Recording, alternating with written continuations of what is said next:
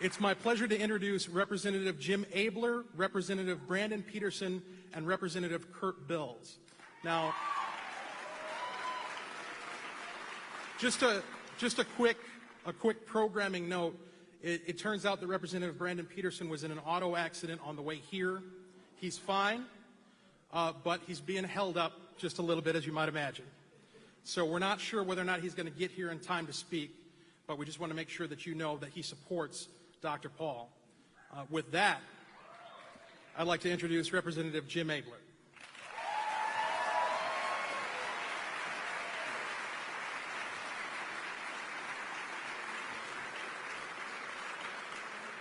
Oh, how great is this?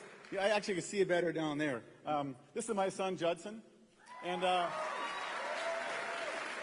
he's 13 years old, and he and you have something in common. You are all the future of America. All you out here, all you trying to make a difference. I'm a state representative, I'm a Minnesotan, but I'm also an American. And I care a lot about what happens, and I'm supporting Ron Paul for president.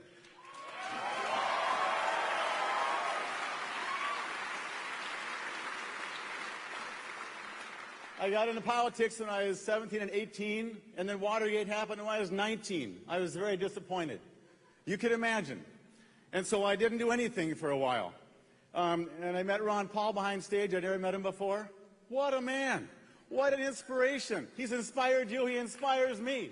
Yeah, cheer for Ron Paul. He's worth it.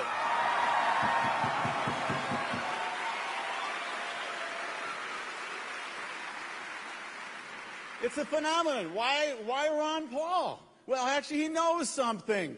He's got some good advice. He actually has experience. He's actually had a real job, actually life and death. America's at a place of life and death. Don't you think? He's a man, actually, he's honest. Whoa, how about that? Woohoo!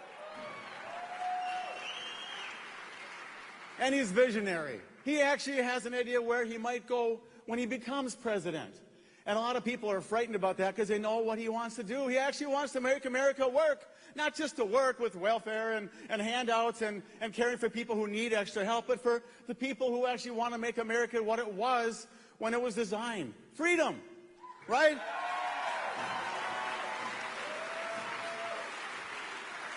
Somehow he thinks that somebody has to pay back $15 trillion. Oh, that's right, it's you and my son. And you may not like that idea so much, so he has a plan to help that happen. Anyway, they talked about the polls and all that. What matters is really the straw poll tomorrow. And, you know, in the American Revolution, there were three groups of people. There were 10% of the revolutionaries, 80% of the people who just tried to hide, and 10% Tories. Now, Ron is actually running in the 30% range. Now, that's quite a little bit better. And so what did those 10% do? What happened that we celebrate on July 4th and all that? They won! Yeah, they won! So, wow, could have had a V8. You don't got to have 100% to win. You got to have some really dedicated, good people. And so, I'm going to take Mary Ann's idea one step further. I could actually do this myself. I'm 57 years old. I could do what I'm going to tell you. You take a picture where you're, I just want my picture already. Take a. That's right. So take a picture, put it on your put it on your page, invite all your friends to go in the state. Call up the 1, call up 5, and get all your friends to go, and you'll be shocked what will happen because of that. So let me tell you, character does matter. It matters to me. It matters to my son, and I hope I can be a dad he's proud of. Vision does matter. And you know what? You matter. Make it happen.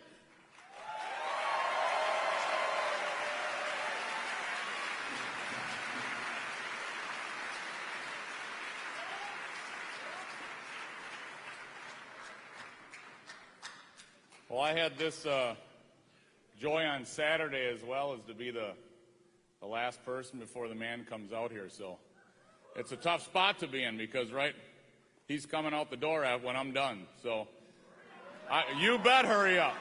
There's just one thing. You've got to get a little bit louder. I don't think you're there yet.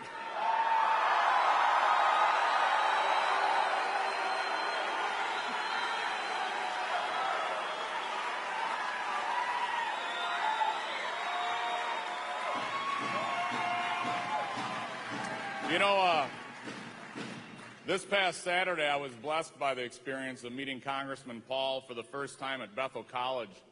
I was able to share with the people who attended how his principled and dedicated approach has affected my life. You see, for the past 15 years, I've been teaching high school economics at Rosemount, and I still teach first hour AP Econ before I go to the Capitol.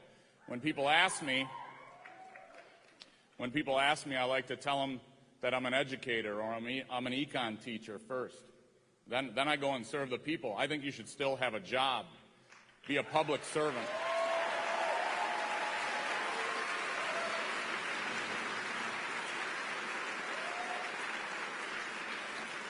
And I want to thank people like Mary Ann and Dr. Paul, his wife, my wife, for putting up with the hours that you put in, and you guys pour time in, too, to help out.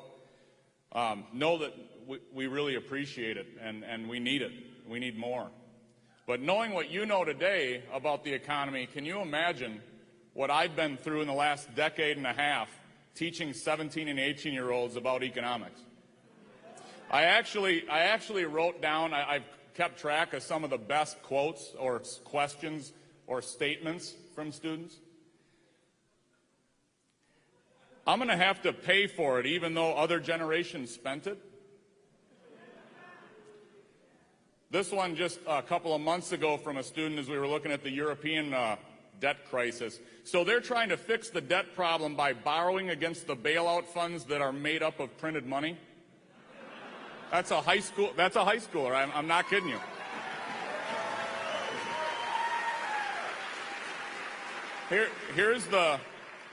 Here's the math student of the year 2 years ago. This is the math student of the year 2 years ago after we learned about the national debt and the bond market. Mr. Bills, this is mathematically impossible if interest rates go up. And my favorite, it comes to me every trimester. So, but from a different student, he doesn't just keep failing. You mean they just can print it? So I'm honored and happy to be here, motivated by Congressman Paul and what he's done, having the same principled voting record and being such a great role model. You know, when we bring him out here tonight, I want you to, through your applause, screams, chants, to let him know that this is only the beginning. For the Ron Paul Revolution, 2012 is 212. So just a second. Let me be clear. 2012 is 212, and let me explain what I mean. At 211 degrees, water is really hot. At 212, it boils. It goes from something hot to something that can power a machine. It's a basic law of nature, and it can remind us that small things can make a difference, that simple principles can yield prosperity.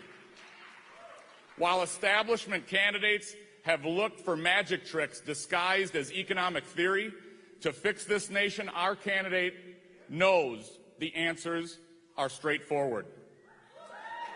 However, we now need to be the action and extra effort this year to take the movement to 212 in 2012. We need to get it to a boiling point.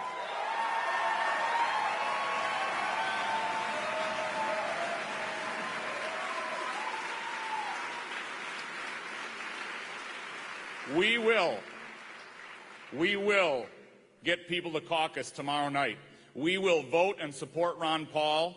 We will be there to elect delegates and promote them to promote our cause. I call for right now this message that Mary Ann was talking about to go viral in Minnesota.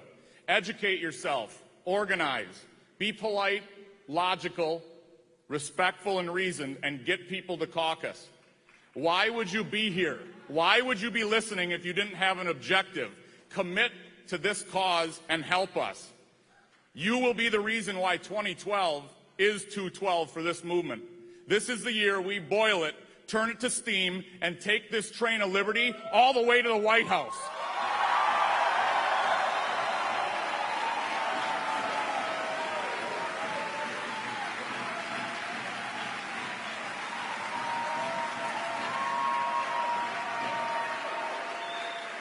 Now, being an econ teacher with high standards, I'm going to give you a little test, and if you score 100%, you know who's going to come through that door. So feel free to respond, screaming yes, no, or making any loud noise. Do you want a smaller government? Do you want the printing of money to end? Do you want an end to the bailouts? Can you handle personal liberty? 100%, ladies and gentlemen. Texas Congressman and the next President of the United States of America, Ron Paul.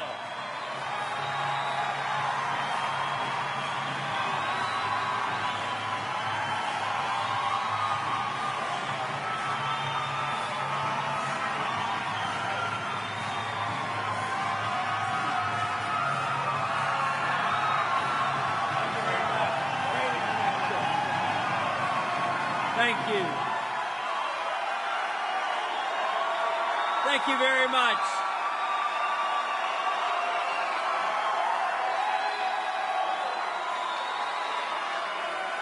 Thank you. Thank you very much. Thank you, thank you.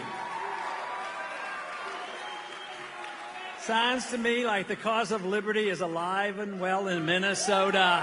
Yay!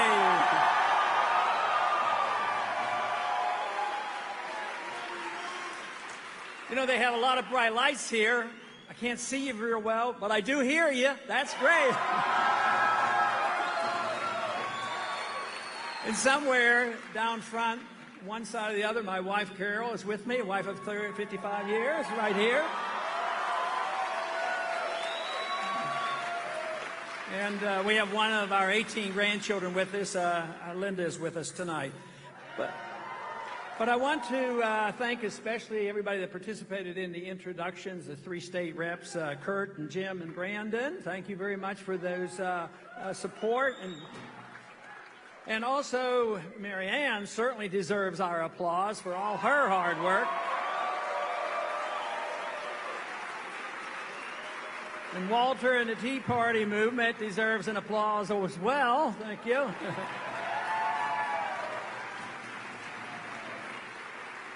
But most of all, you all deserve the applause because you're very interested in doing something very important. And that is change this country, go back to our roots, decide that we want to live in a free country and not in a country rapidly drifting toward totalitarianism. We need to reverse the course.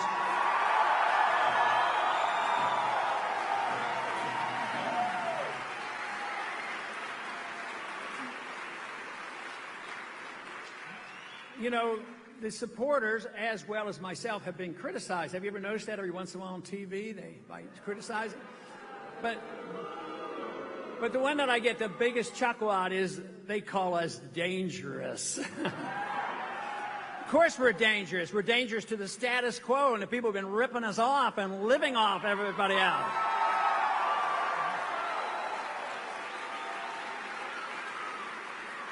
We're dangerous to those who have the use of the monetary system first, the people who influence the Federal Reserve, the people in the military-industrial complex, the people who get all the contracts. They don't want to disrupt it, and when they have a crisis, they come begging and pleading to get bailed out. When the good times are flowing, they expect to reap all the profits. That is going to change. You can't consist.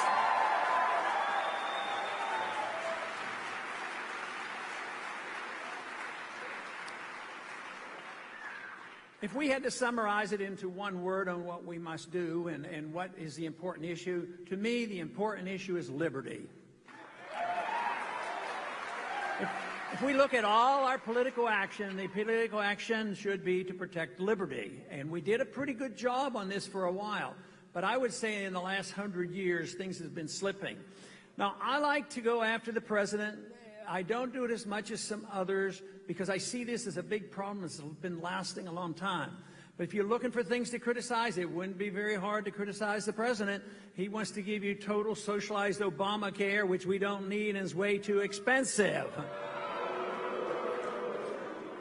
But also the promises made by both parties over the years, whether it was the promises of a humble foreign policy in the year 2000 or the promises made by the current president, Unfortunately, we continue to do the same thing, regardless of the election. They keep the same foreign policy, the same monetary policy, the same entitlement system, the same deficits.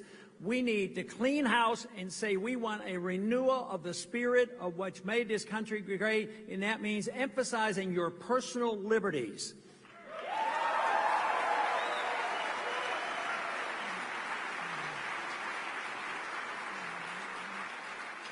To defend liberty, we have to know where liberty comes from. The liberty doesn't come from our government. Sometimes they think they're passing it out, and sometimes they are always restricting as if it's their liberty rather than our liberty. But liberty comes to us as the Declaration of Independent States. Our life and our liberty comes from our Creator, or in a very natural way. So it's to each and every one of us that we should own that liberty and own our lives. And we should not only have our life and our liberty, but we ought to be able to keep the fruits of our labor. That's what we need too.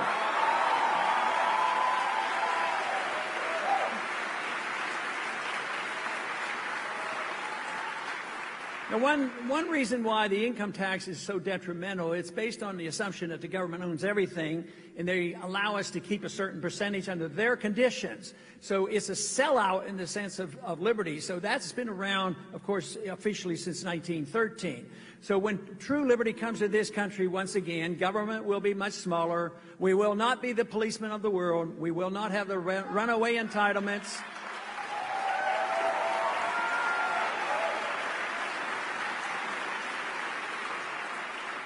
And not only won't we have an income tax, we won't have a Federal Reserve System either.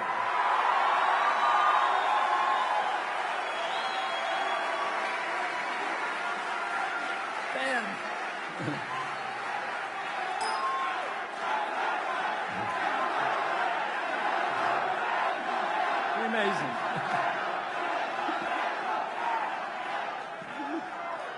Who would have ever dreamed 10 years ago that we would have the attention of the Federal Reserve like we have today?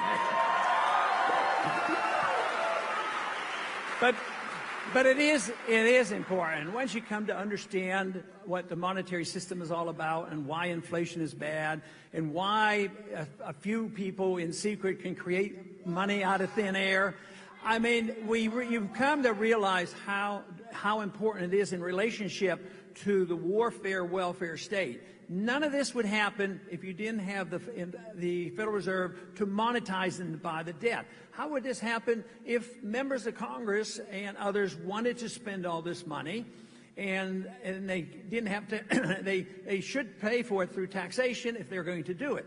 But that's difficult. It's good to pass out good things and largesse. It's not, people finally get tired of the taxes. So they went and resorted to borrowing money too much.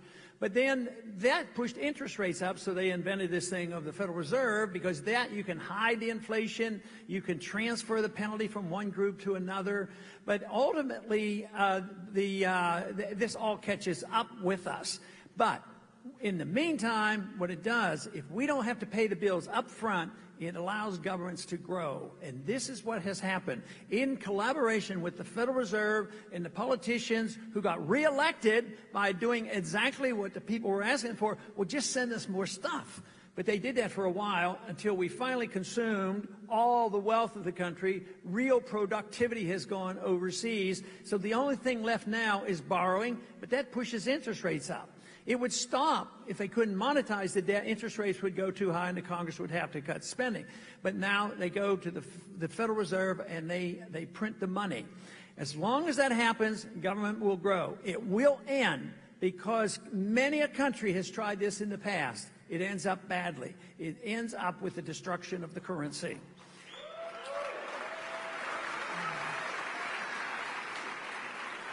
The one characteristic of the destruction of currency, depreciation of currency, is that the middle class shrinks and the wealthy class gets wealthier.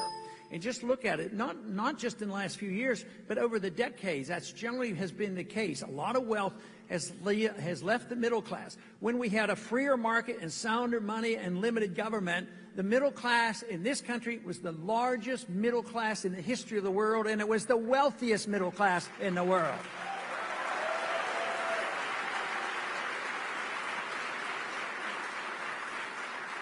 I think we lost the moral high ground many years ago, probably a little bit before the Depression or from the progressive era. We lost the moral high ground because those who said that government will always take care of those people who are having problems. And if you're a humanitarian, you want to give free stuff out. You want to give free food, free medical care, free education, free houses, and everything will be okay. The trouble is, you can do that for a little while, but then it ends, and then the people are unhappy, and guess what? The very people who were supposed to be helped with these humanitarians who were intent to transfer the wealth around the world and think that wealth can come from spending and printing press money, when that it comes out, guess who suffers the most? The very people they were pretending to help. And that is what is so clear today. And this is what's happened in the last 4 years. The evidence is out on the table. The monetary system doesn't work. The foreign policy doesn't work, leads to endless wars. The economic system is deeply in debt now, and that is the reason that we have to restore the basic values of just common sense, sound money, private property, and also we have to address this foreign policy that has given us endless wars against enemies that we don't know who the enemies are. We don't know why we go to war. We don't declare the wars. We don't know when the wars are over because they're endless. We need the policy change. We need to end the wars, and we need to bring our troops home.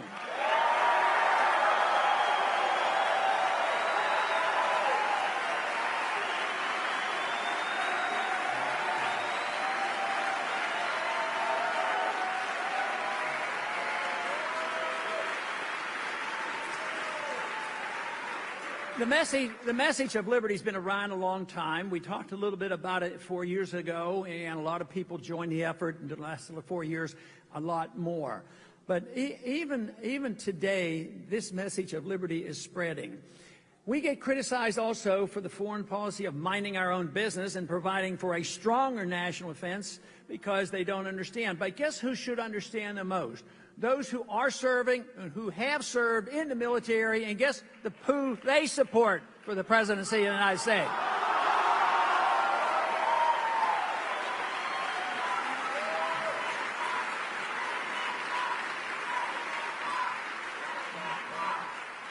Now, most people know that I've served in the military. I was in the military for 5 years. There's no other candidate that has been in the military. Some people say, oh, they just support you because you're in the military.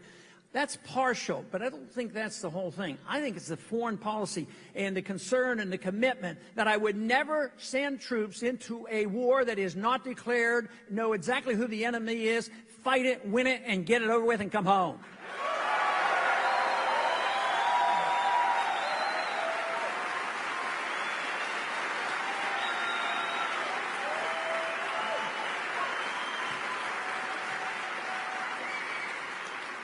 In office, and as well as going in the military, we take an oath of office to defend against all enemies, foreign and domestic. I can reassure you that the foreign enemies are not a threat to us. There's nobody on the verge of invading us, believe me. We have more weaponry, and we spend more on our military than everybody else put together. So this whole idea that we're on the verge of being attacked, this was true when I was in the military in the 60s. The Soviets were a power. Of course, they bankrupted themselves, and their empire ended. But we have to realize that we don't have this fear. We don't have to keep spending more and more and more. Matter of fact, the more we spend, the more we send our troops overseas, the more bases we have, the more drone missiles we use to kill people, the less safe we are. We're not safer by running that foreign policy.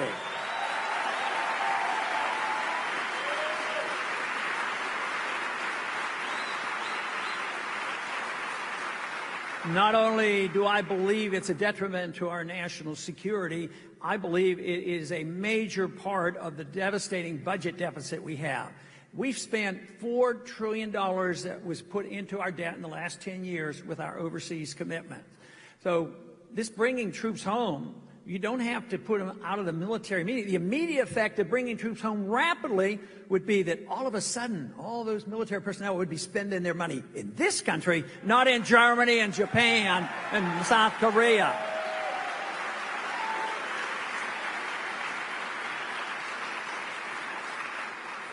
under conditions of war, whether it's a war overseas or a war against the American people in a war that they call the war on drugs, I think we should stop all those wars.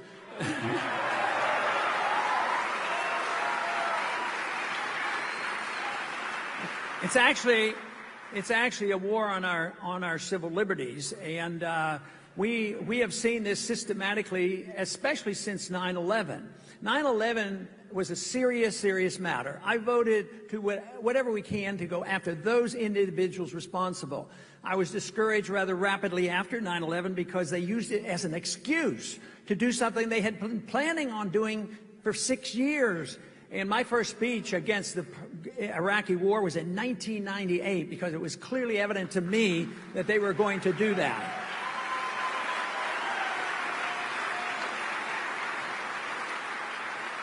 But after 9/11 occurred, it seemed like it took about 10 years to get one guy with all the weapons and all the technology we have. It takes 10 years to find him. But what did we do? We went into Iraq. We went into nation building and invaded these various countries. You know, if you add up the contractors, we've lost close to 9,000 Americans in this period of time, 44,000 severe injuries. We have hundreds of thousands of veterans today begging and pleading for help. We have an epidemic of suicide of people who have come home from Iraq and Iran.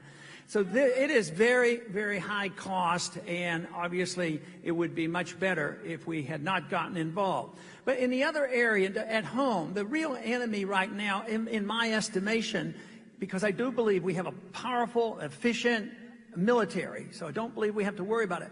But I do believe in the second half of our oath of office that we have to defend against all enemies, foreign and domestic.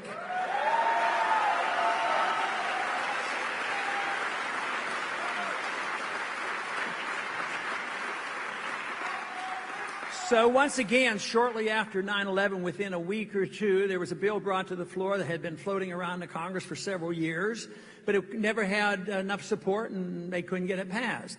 But after 9/11, they said, now is the time that we'll pass this wonderful bill that's going to protect the people, the Patriot Act. The Patriot Act is very, very unpatriotic, if you want to know.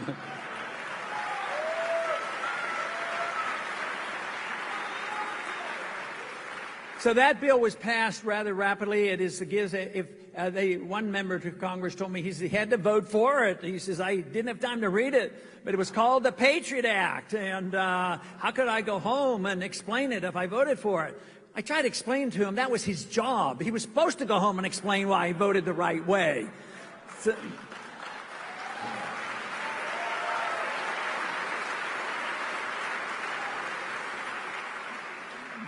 but in the bills, you may have noticed this already, but in Washington they name a bill, and the name always sounds pretty good. It's just assume, maybe not 100%, but just assume that the name of the bill will be opposite of what they're trying to do.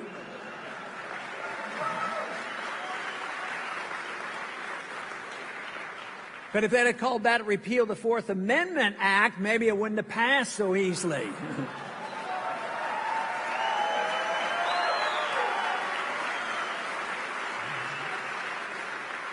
But the undermining of our Fourth Amendment rights, especially at airports, all is a consequence of the Patriot Act.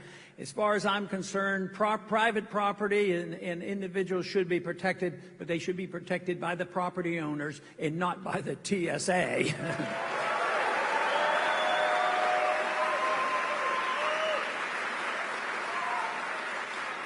But I think if we allow it to stand and look at the pictures we've seen on televisions and newspaper of the poking and the prodding of little children to elderly women in wheelchairs and making us think that we're safer because of this, it is impossible. I think it's there to intimidate us and make us compliant and listen to the government. This is what happens when you move from freedom to a tyrannical state. They want you to obey the government instead of obeying your own hearts and your own mind, your own property.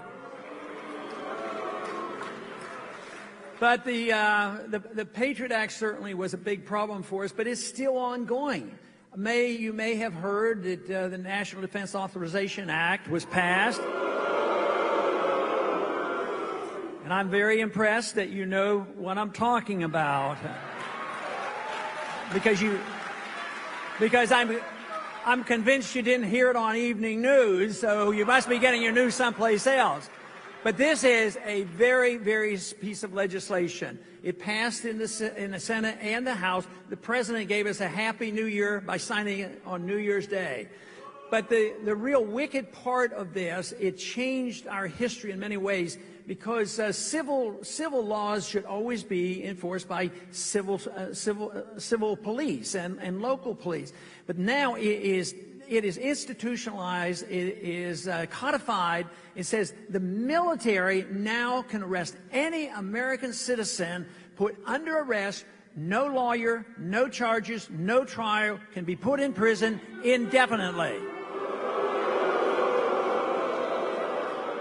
Now this needs to be changed. We will not be living in a free society in a republic because it will be used. They don't write these laws not to use them. 1 year ago, the President announced, he had somebody come to the Senate, and he came and announced, he says, well, it is now the policy of the United States that we can assassinate American citizens.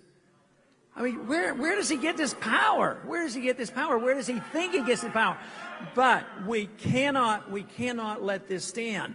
But to prove his point from his side, he's already used it. He's used it 3 times. He picked a guy that he decided was a bad guy. He may well have been a bad guy. His name is al-Awlaki. He doesn't live here. He's an American citizen. He was in Yemen. But he wasn't charged. He wasn't tried. He wasn't arrested. But he was assassinated because he was associating with bad people. But he was never convicted or even accused of a crime. So they get him. They kill him, and nobody's going to worry too much.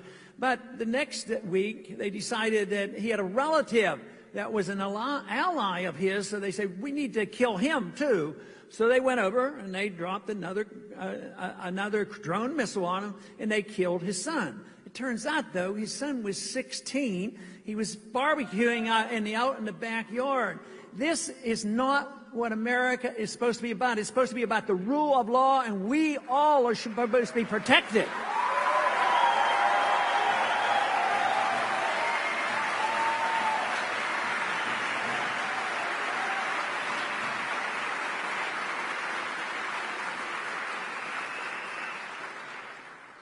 Our economy is not going to be revived until we come to our senses. We got into a mess because we spent too much, we had too much debt, we borrowed too much, then we printed too much, we regulated too much, and then we depended on the Federal Reserve. But when the crisis hit and became obvious, and of course it was predicted by many that it would come, the bubble finally burst, and guess what the solution has been? Spend more, tax more, print more, and continue to do the same thing.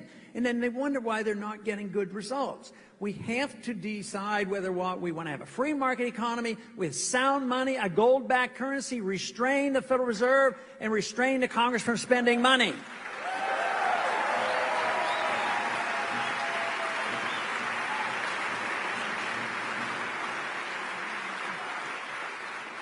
Now, I want to, cut the budget by $1 trillion, and first year. Now, people get nervous and say, oh, if the government doesn't spend $1 trillion, won't that weaken the economy? No, it's going to help the economy, because to spend it, they either have to inflate, which hurts us all, or they have to take it from the economy and spend it. And I've met a couple politicians, and I've met a few bureaucrats.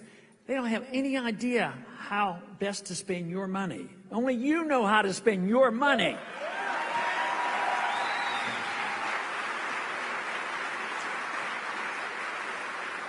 But we have to ask a couple of basic questions. The first basic question is, what should the role of government be? Should the role of government be there to run the entitlement system?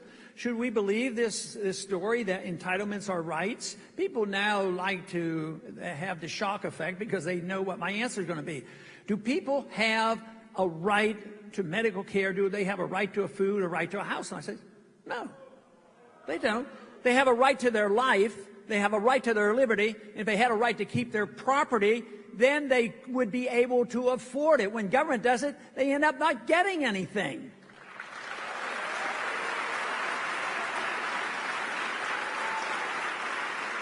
But the entitlement system has to be challenged. The foreign policy has to be challenged. The monetary policy has to be challenged. And quite frankly, the others aren't doing that. It's all the status quo. Whether both parties, yes, they sound different, but the goal of most people that I've ever met has been more power. The arguments are real between conservatives and liberals and Republicans and Democrats, but it's all over power. It isn't over what kind of government we want. The founders knew this. They had a revolution and wrote a constitution, and they wanted the government to be very restrained. I believe that most of the reason why we're in this mess now has been because we have failed to follow the Constitution. And I believe we could get out of this mess if we sent only individuals to Washington that would take their oath of office seriously and obey the Constitution.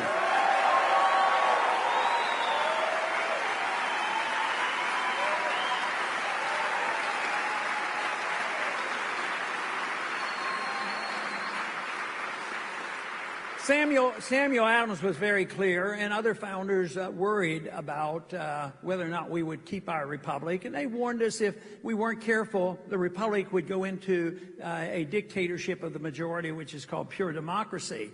And that means that 51%, if they go along with it, they can take away the rights of the minority. And if you look at the Patriot Act and the National Defense Authorization Act, that's exactly what's happening. And if the majority endorses that, then the minority is undermined. But Samuel Adams said that when you get worried about not having enough, that today we don't have 51% of the people right now that endorse everything that we say. But the truth is, you don't have to. But you have to have leadership. You have to have people in the right places. 51% of the people of this state will not be voting tomorrow. You will be voting, and you have more clout than those who don't vote.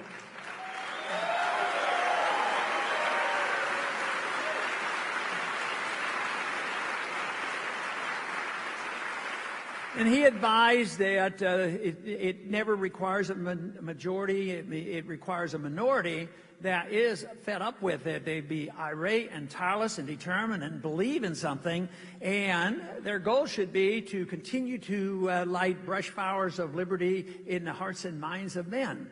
And I think that's what's happening in this country. These last 4 years especially, so different than it was when I first started in the 70s. All of a sudden, the young people are waking up, and those who dreamed about this and thought it was all dead are coming alive again.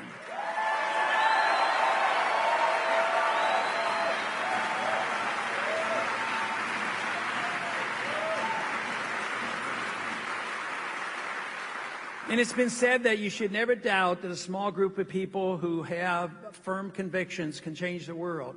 You never doubt it, because that's the only way it's ever happened before. Both in the negative and the positive. I'm sure when the communists took over the Soviets, they didn't have a vote, and the large majority said, oh, we all want communism. No, it's a determined group. The most important thing is that determined minority has to have the right viewpoints. And my argument is, if you care about people, you care about yourself, you care about your family, you have to opt for liberty. Because it is liberty that offers us not only this wonderful opportunity, but also it offers us wealth. I have always been convinced that I love my freedom. And I've had that desire that I'm sure all of us have had. I love my freedom. I would be willing to give up wealth if I could have my freedom.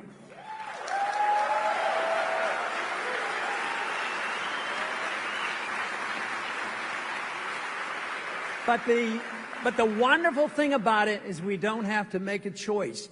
The history shows that the freer a society, the wealthier the society. The larger the middle class, and the better the distribution. So we don't have to argue that case. The bigger the government, even when it's designed, the government and the welfare system is designed to help the poor, And actually, the biggest beneficiaries are the rich. They get the money, and they get the bailouts, and they get the benefits of the inflationary system.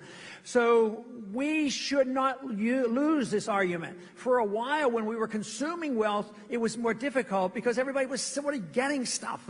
But most people now know that there's something seriously wrong with Social Security. All these programs are bankrupt, and we don't cut anything. We still think we have another war to win. Today, they're talking about what we're upset because the world hasn't joined us in going to war in Syria. And soon it'll be Iran that we have to go into war for. So, but now I think the people are realizing this isn't going to last. Even those in leadership that are saying that we have to continue this. Nobody's arguing the case. But the other thing that happens, both negative and positively, the end of stages of a currency goes down rapidly, and you can have chaos, and political and economic. But in the other sense, the ballooning up and the joining of a movement sometimes moves rather rapidly. I think we're on the verge of that. I think we've already seen the opening. It isn't just a few people. It isn't just a few people in think tanks now. This is all around. It's getting into our university. It's getting in the media. And thank goodness for the internet.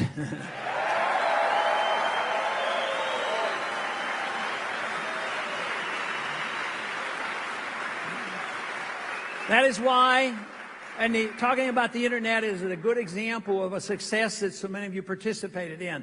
The Stop Online Piracy Act was stopped because of you.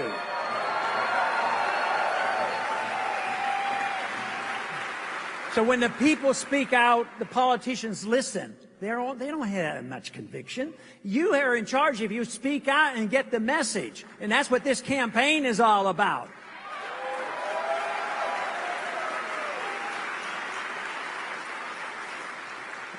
But there's every reason to look at this optimistically because more people are discovering what's happening. The young people are coming alive, and those who have been waiting for this are willing to join. I had an interviewer the other day, and I complimented on him, which is rather rare. He said that, the young people come out to your functions, and there's a lot, and they get real excited. But he said in the last 6 months, he says, I've noticed that there are more than just the young people coming out. And I said, yes, that's because we're all thinking very young these days.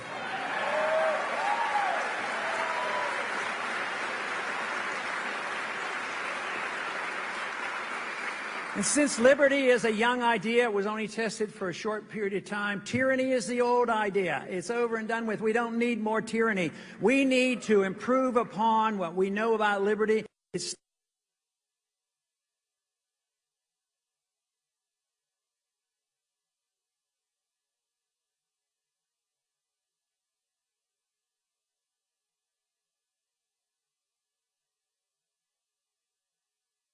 Thank you very much.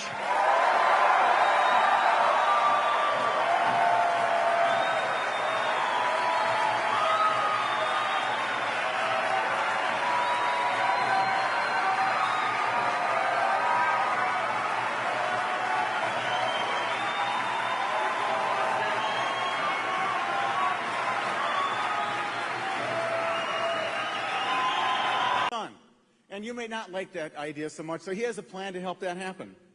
Anyway, they talked about the polls and all that. What matters is really the straw poll tomorrow.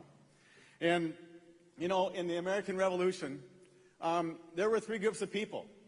There were 10% of the revolutionaries, 80% of the people who just tried to hide, and 10% Tories. Now, Ron is actually running in the 30% range. Now, that's quite a little bit better. And so what did those 10% do? What happened that we celebrate on July 4th and all that? They won! Yeah, they won! So, wow, could have had a V8. You don't got to have 100% to win. You got to have some really dedicated, good people. And so, I'm going to take Mary Ann's idea one step further. I could actually do this myself. I'm 57 years old. I could do what I'm going to tell you. You take a picture where you're standing. My picture already. Take a... Why Ron Paul? Well, actually, he knows something. He's got some good advice. He actually has experience. He's actually had a real job, actually life and death. America's at a place of life and death. Don't you think? He's a man, actually, he's honest. Whoa, how about that? Woohoo! And he's visionary. He actually has an idea where he might go when he becomes president. And a lot of people are frightened about that because they know what he wants to do. He actually wants to make America work, not just to work with welfare and handouts and caring for people who need extra help, but for the people who actually want to make America what it was when it was designed. Freedom, right?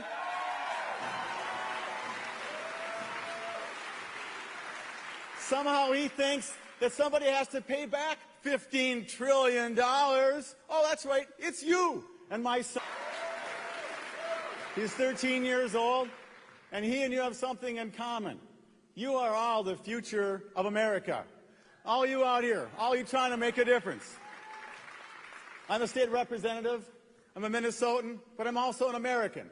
And I care a lot about what happens, and I'm supporting Ron Paul for president.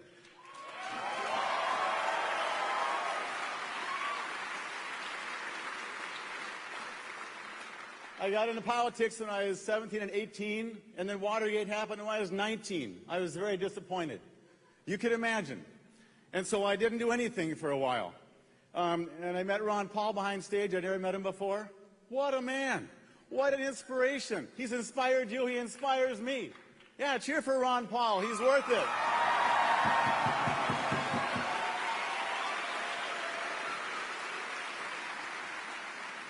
It's a phenomenon. That's right.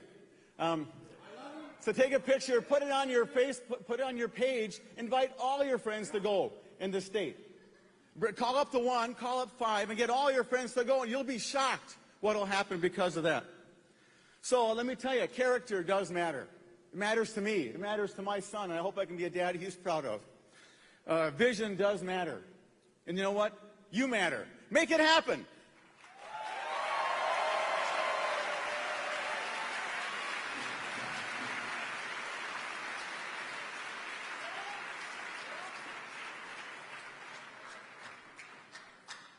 Well, I had this joy on Saturday as well as to be the last person before the man comes out here. So it's a tough spot to be in because, right, he's coming out the door when I'm done. So you bet hurry up. There's just...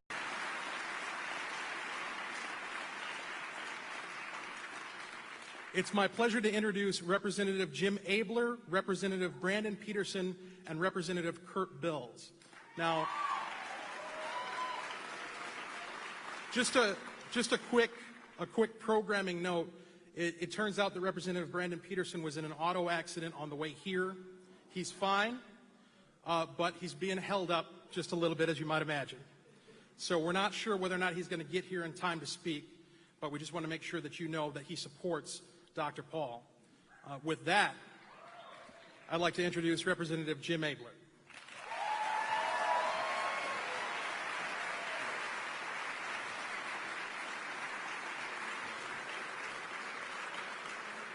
Oh, how great is this? I actually can see it better down there. This is my son, Judson. And